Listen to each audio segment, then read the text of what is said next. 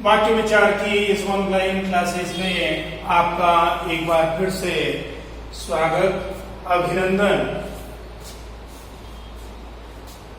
पूर्व की कक्षाओं में हम लोगों ने पढ़ा था वाक्य के कितने भेद हैं। वाक्य के दो भेद बताए थे, रचना के आधार पर और अर्थ के आधार पर।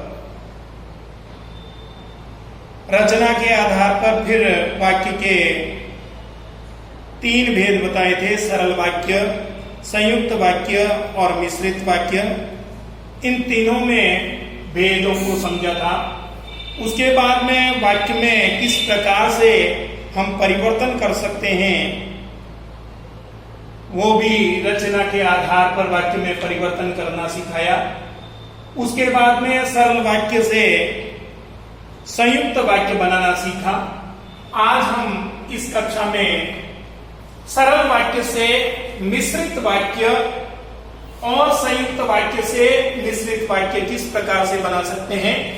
इससे पूर्व कि ये इस कक्षा में हम आगे बढ़े, आपको ये स्पष्ट हो जाना चाहिए, ये जानकारी अच्छी तरह से होनी चाहिए कि आखिर ये सरल वाक्य कौन से हैं, संयुक्त वाक्य कौन से हैं और मिश्रित वाक्य कौन से हैं। और अगर ये जानकारी तब जब तक नहीं होगी तब तक इनमें भेद करना या सरल वाक्य से संयुक्त वाक्य और सरल वाक्य से मिश्रित वाक्य, संयुक्त वाक्य से मिश्रित वाक्य हम नहीं बना पाएंगे। तो प्यारे छात्र छात्राओं, जब कोई भी कक्षा ऑनलाइन होती है तो उससे पूर्व में या उसके पूर्व की कक्षा में जो पढ़ाया है उसका अच्छी तरह से अध्ययन कर लें। तत्पश्चात ही आगे की कक्षा में आप देखें, अध्ययन करें तो अच्छी तरह से समझ में आएगा। आज हम अध्ययन करेंगे सरल वाक्य और मिश्रित वाक्य, किस प्रकार सरल वाक्य से मिश्रित वाक्य बनाया जा सकता है। सरल वाक्य में एक या एक से अधिक उद्देश्य हो सकते हैं, लेकिन विधेय केवल और केवल एक ही होता है, उसे हम लोग सरल वाक्य कहते हैं। जैसे मेरी माँ का बनाया खाना स्वादिष्ट होता है, और इसी को अगर मिश्रित वाक्य में बदलना चाहें तो मेरी माँ जो खाना बनाती है वह स्वादिष्ट होता है। दूसरा, सभी छात्रों ने मेहनत करके अच्छे अंक पाए, ये सरल वाक्य है। जबकि इसी को मिश्रित वाक्य में अगर बदलना चाहेंगे तो सभी छात्रों को अच्छे अंक इसलिए मिले क्योंकि उन्होंने मेहनत की। फिर संयुक्त वाक्य से मिश्रित वाक्य। संयुक्त वाक्य में आपको याद होगा एक समुच्चय बोधक शब्द से दो वाक्य जुड़े रहते हैं। एक बार मैं संयुक्त वाक्य की परिभाषा फिर से बता देता हूं। संयुक्त वाक्यों में दो सरल वाक्य या दो उपवाक्य समुच्चय बोधक अवयव से जुड़े रहते हैं, जबकि मिश्रित वाक्य में एक प्रधान उपवाक्य होता है और अन्य सभी उपवाक्य उस पर आश्रित होते हैं। इसलिए इन्हें मिश्रित वाक्य कहते हैं। संयुक्त वाक्य दे रखा है वर्षा हुई, और फिर बीच में दे रखा है और इंद्रधनुष निकल आया। फिर मिश्रित वाक्य में जब वर्षा हुई तो इंद्रधनुष निकल आया। इस प्रकार से हम लोग मिश्रित वाक्य बना सकते हैं। मेहमान चले गए और घर खाली हो गया। जब मेहमान चले गए तो घर खाली हो गया, ये मिश्रित वाक्य है। फिर उसके बाद में हम अध्ययन करते हैं अर्थ के आधार पर वाक्यों के भेद। अर्थ के आधार पर अगर वाक्यों के भेद देखा जाए तो वाक्यों के 8 भेद होते हैं। पहला, रचना के आधार पर हम लोगों ने वाक्यों के भेद किए थे, सरल वाक्य, संयुक्त वाक्य और मिश्रित वाक्य।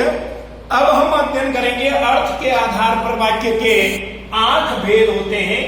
पहला है विधानवाचक, दूसरा निषेधवाचक, नेक्स्ट प्रश्नवाचक, नेक्स्ट संकेतवाचक, नेक्स्ट संदेहवाचक, इच्छावाचक, आज्ञावाचक और विस्मयादिवाचक, इस प्रकार से 8 वाक्य के भेद होते हैं।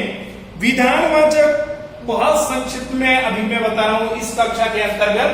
विधानवाचक वाक्य जिन वाक्यों से क्रिया के होने का पता चलता है, क्रिया प्रधान है, तो जिन वाक्यों से क्रिया के होने का पता चलता है उसको हम विधानवाचक कहते हैं। जबकि इसके विपरीत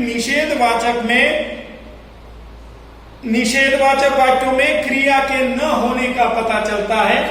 प्रश्नवाचक, जैसा कि अर्थ के आधार पर वाक्यों का वर्गीकरण कर रहे हैं हम लोग, तो अर्थ की प्रधानता होती है।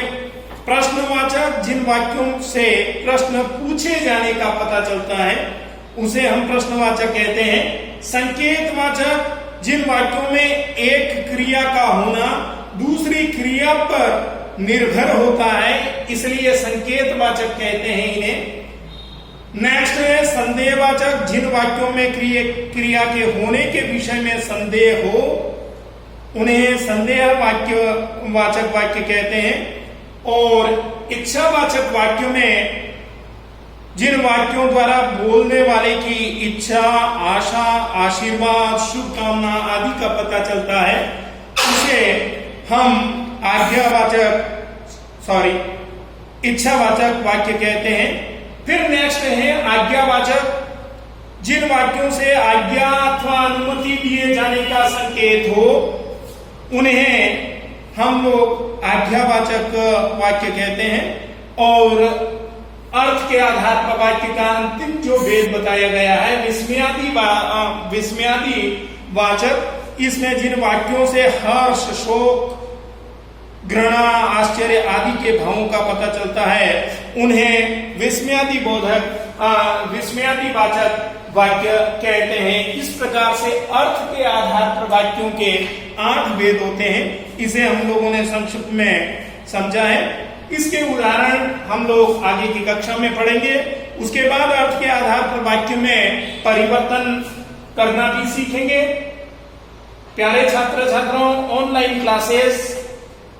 ऑफलाइन क्लासेस का मुकाबला नहीं कर सकती है, लेकिन फिर भी आप लोग अगर ध्यान से पढ़ेंगे, ध्यान से इसका दोहरान करेंगे और एक एक चीज को समझने का प्रयास करेंगे तो आई थिंक ये कक्षाएं बहुत ही अच्छा रिजल्ट, अच्छा परिणाम दे सकती है, बशर्ते कि ऑनलाइन क्लासेस जो चल रही है उसके साथ साथ आप अपना अध्ययन जारी रखें।